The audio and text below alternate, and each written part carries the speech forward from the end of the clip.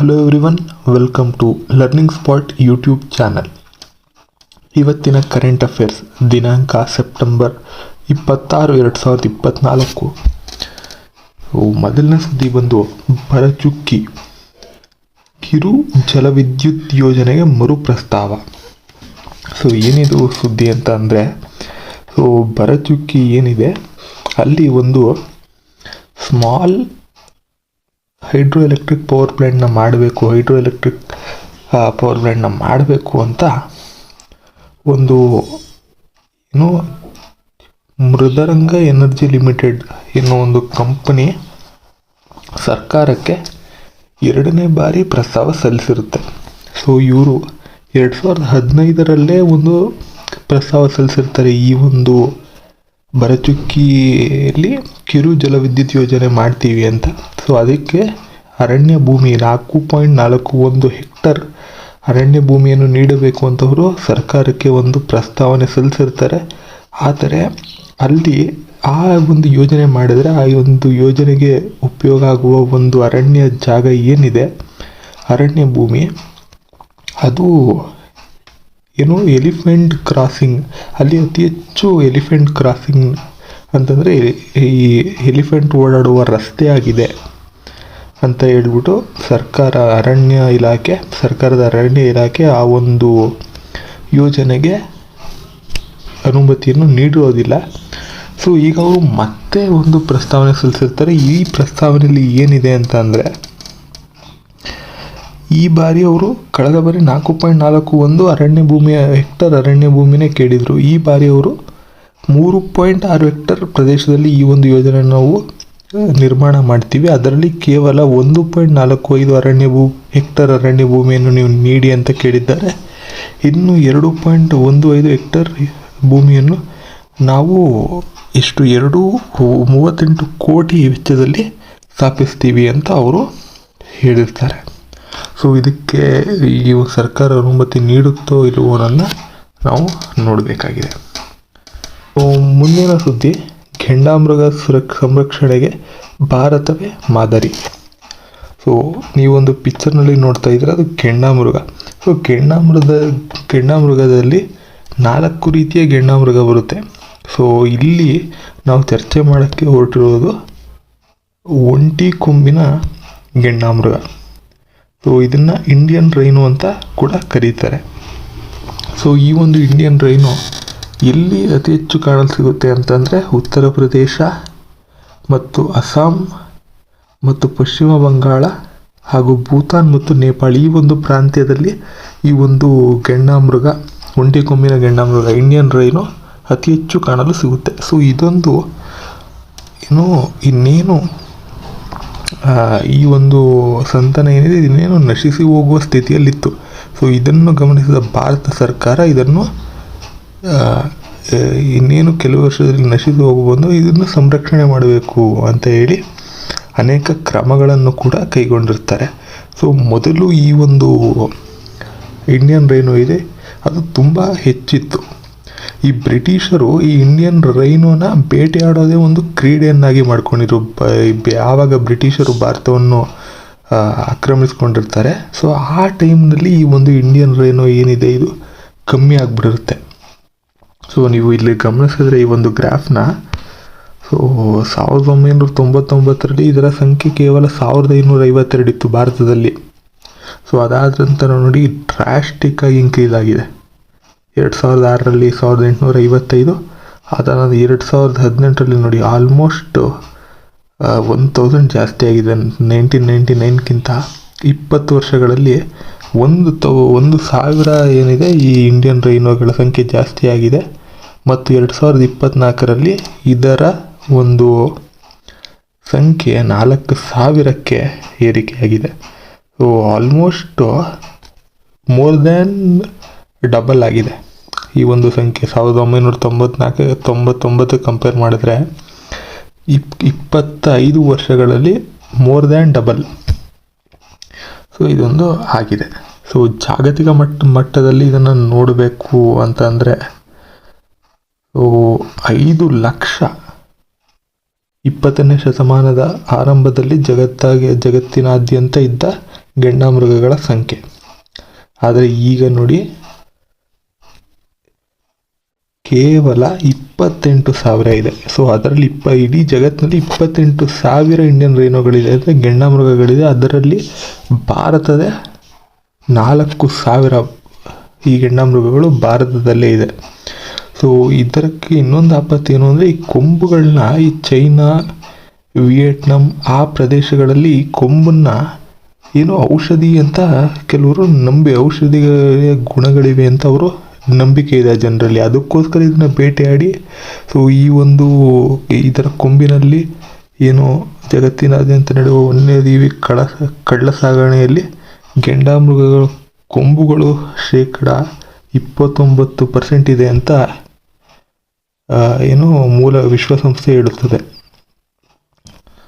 So ಇದು ಅದರ ಸಾವಿಗೆ ಕಾರಣವಾಗ್ತಾ ಇದೆ, ಅತಿ ಹೆಚ್ಚು ಇದರ ಬೇಟೆಗೆ ಕಾರಣ ಆಗ್ತಾ ಇದೆ. ನೀವು ಇಲ್ಲಿ ನೋಡಿದ್ರೆ ಬೇಟೆಗಳ ಪ್ರಮಾಣ ಕೂಡ ಕಮ್ಮಿ ಆಗಿಬಿಟ್ಟಿದೆ. ಈ ಒಂದು ಇಂಡಿಯನ್ ರೈನೋ ಅಂದರೆ ಗೆಂಡಾಮೃಗದ ಬೇಟೆಯ ಪ್ರಮಾಣ ಕೂಡ ಕಮ್ಮಿ ಆಗಿಬಿಟ್ಟಿದೆ.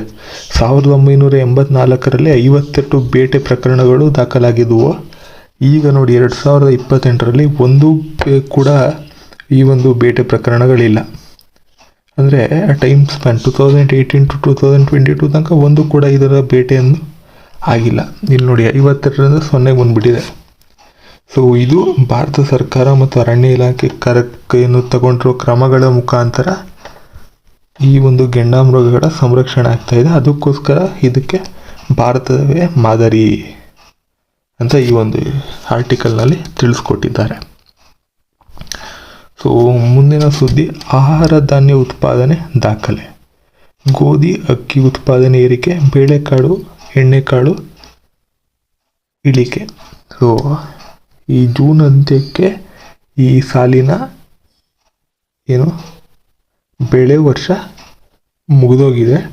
ಸೊ 2023-24ನೇ ಸಾಲಿನ ಬೆಳೆ ವರ್ಷದಲ್ಲಿ ದೇಶದಲ್ಲಿ ಒಟ್ಟು 332.22 ದಶಲಕ್ಷ ಟನ್ ಆಹಾರ ಧಾನ್ಯಗಳು ಉತ್ಪಾದನೆಯಾಗಿದೆ.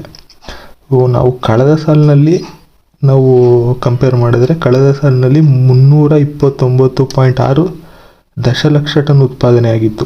ಸೊ ಇವಾಗ 3 ದಶಲಕ್ಷ ಟನ್ ಈ ವರ್ಷ ಈ ಒಂದು ಅವಧಿಯಲ್ಲಿ ಹೆಚ್ಚು ಉತ್ಪಾದನೆಯಾಗಿದೆ. ಸೊ ಅದರಲ್ಲಿ ಅತಿ ಹೆಚ್ಚು ಗೋಧಿ ಮತ್ತು ಅಕ್ಕಿ ಉತ್ಪಾದನೆಯಾಗಿದೆ.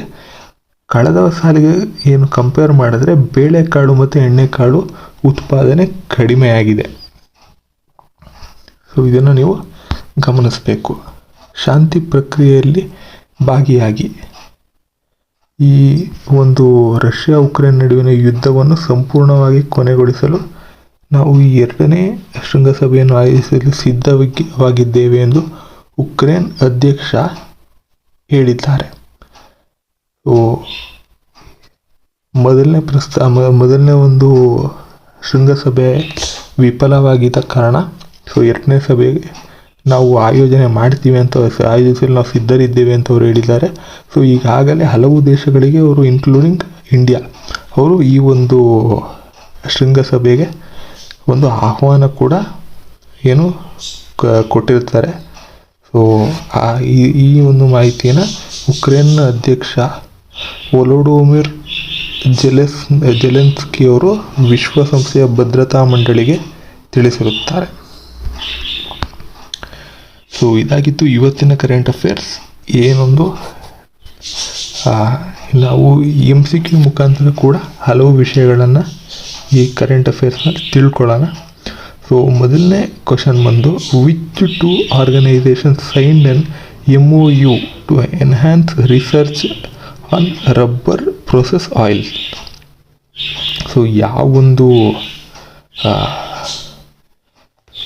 ಆರ್ಗನೈಸೇಷನ್ಗಳ ಮಧ್ಯೆ ಈ ಒಂದು MOU ಸೈನ್ ಆಗಿದೆ ಅಂದರೆ Rubber Research Institute and Indian Oil Corporation. So ಈ ರಬ್ಬರ್ ಪ್ರೊಸೆಸ್ ಆಯಿಲ್ಸ್ ಬಗ್ಗೆ ರಿಸರ್ಚ್ ಮಾಡಲು ಈ 2 ಸಂಸ್ಥೆಗಳು ಒಂದು MOUಗೆ ಸೈನ್ ಮಾಡಿರ್ತಾರೆ. ಸೊ ಇವತ್ತಿನ ದಿನಾಂಕ ಸೆಪ್ಟೆಂಬರ್ 26 ಇವತ್ತಿನ ದಿನಾಂಕನ ಏನಂತ ಸೆಲೆಬ್ರೇಟ್ ಮಾಡ್ತಾರೆ ಅಂತಂದರೆ ವರ್ಲ್ಡ್ ಎನ್ವಿರಾನ್ಮೆಂಟಲ್ ಹೆಲ್ತ್ ಡೇ ಅಂತ ಸೆಲೆಬ್ರೇಟ್ ಮಾಡ್ತಾರೆ. ಸೊ ನಾನು ಇನ್ನೊಂದು ವಿಷಯ ಹೇಳಲು ನಿಮಗೆ ಮರ್ತೆ ಇಲ್ಲಿ. ಸೊ ಸೆಪ್ಟೆಂಬರ್ 22 ಗೆಂಡಾಮೃಗಗಳ ಸಂರಕ್ಷಣಾ ದಿನ, ವರ್ಲ್ಡ್ ರೈನೋಸರಸ್ ಸಂರಕ್ಷಣಾ ದಿನ ಅಂತ ಒಂದು ಆಚರಣೆ ಮಾಡ್ತಾರೆ. ಸೊ ಅದೇ ಕಾರಣಕ್ಕೋಸ್ಕರ ಈ ಒಂದು ವರದಿಯನ್ನು ಭಾರತದ ಅರಣ್ಯ ಇಲಾಖೆ ಸಿದ್ಧಪಡಿಸಿರುತ್ತದೆ. ನೆಕ್ಸ್ಟ್ ಸೆಕೆಂಡ್ ಕ್ವಶನ್ಗೆ ಬರೋದಾದರೆ, when is world environmental health day is celebrated? So it is celebrated on September 26. So ಈ ಒಂದು ವರ್ಲ್ಡ್ ಎನ್ವೈರನ್ಮೆಂಟಲ್ ಹೆಲ್ತ್ ಡೇ 2024ನ ಥೀಮ್ ಏನು ಅಂತ ಅಂದರೆ, ಅದೇ third question, resilient communities through disaster risk reduction and climate change mitigation. So ಇದು ಒಂದು theme ಆಗಿದೆ, ಈ ಒಂದು ವರ್ಲ್ಡ್ ಎನ್ವಿರಾನ್ಮೆಂಟಲ್ ಹೆಲ್ತ್ ಡೇನ ಥೀಮ್ ಆಗಿದೆ. ಸೊ ಮುಂದಿನ ಪ್ರಶ್ನೆ, which summit started on September 25 to 26, 2024 in ಅಬುದುಬೈ? So ಅಬುದುಬೈಲಿ ಯಾವ ಒಂದು ಸಮಿಟ್ ಸ್ಟಾರ್ಟ್ ಆಗಿದೆ 25-26 ಸೆಪ್ಟೆಂಬರ್ 2024 ಅಂದರೆ ಗ್ಲೋಬಲ್ ಏರೋಸ್ಪೇಸ್ ಸಮಿಟ್. ನಿನ್ನೆ ಮತ್ತು ಇವತ್ತು ಈ ಒಂದು ಸಮಿಟ್ ಅಬುದುಬೈಲಿ ನಡೆಯಲಿದೆ. So who received the global prestige award at the House of Lords, UK parliament? So Vinod Bachchan ಇದಕ್ಕೆ ಸರಿಯಾದ ಆನ್ಸರ್ ಆಗಿದೆ. ಸೊ ಇದಾಗಿತ್ತು ಇವತ್ತಿನ ಕರೆಂಟ್ ಅಫೇರ್ಸ್. ಇದೇ ರೀತಿ ಹೆಚ್ಚಿನ ವೀಡಿಯೋಸ್ಗಾಗಿ, ಹೆಚ್ಚಿನ ಮಾಹಿತಿಗಾಗಿ ನಮ್ಮ ಒಂದು ಯೂಟ್ಯೂಬ್ ಚಾನಲ್ನ ಸಬ್ಸ್ಕ್ರೈಬ್ ಮಾಡಿ. ಮತ್ತು ನಾವು ಇದೇ ರೀತಿ ಕರೆಂಟ್ ಅಫೇರ್ಸ್ನ MCQಗಳನ್ನ, ಡೈಲಿ ಕರೆಂಟ್ ಅಫೇರ್ಸ್ MCQಗಳನ್ನ ನಮ್ಮ Instagram page learning spot _IG ಮತ್ತು ನಮ್ಮ ಚಾನಲ್ನ ಒಂದು ಯೂಟ್ಯೂಬ್ ಶಾರ್ಟ್ಸ್ನ ಮುಖಾಂತರ ನಾವು MCQs ಫಾರ್ಮ್ಯಾಟಲ್ಲಿ ಕರೆಂಟ್ ಅಫೇರ್ಸ್ನ ಅಪ್ಲೋಡ್ ಮಾಡಿರ್ತೀವಿ. ನೀವು ಅದನ್ನು ಒಂದ್ಸಲ ನೋಡಿ ಅಂತ ಹೇಳ್ತಾ, ಸೊ ಈ ಒಂದು ಇನ್ಸ್ಟಾಗ್ರಾಮ್ ಪೇಜ್ನ ಫಾಲೋ ಮಾಡಿ ಅಂತ ಕೂಡ ಹೇಳ್ತಾ ಇಲ್ಲಿಗೆ ಈ ವಿಡಿಯೋನ ಎಂಡ್ ಮಾಡ್ತೀನಿ. ಸೊ ಈ ಒಂದು ವಿಡಿಯೋ ನಿಮಗೆ ಇಷ್ಟ ಆಗಿರೋ ಲೈಕ್ ಮಾಡಿ, ಇಲ್ಲ ಅಂತಂದರೆ ಡಿಸ್ಲೈಕ್ ಮಾಡಿ. Thank you.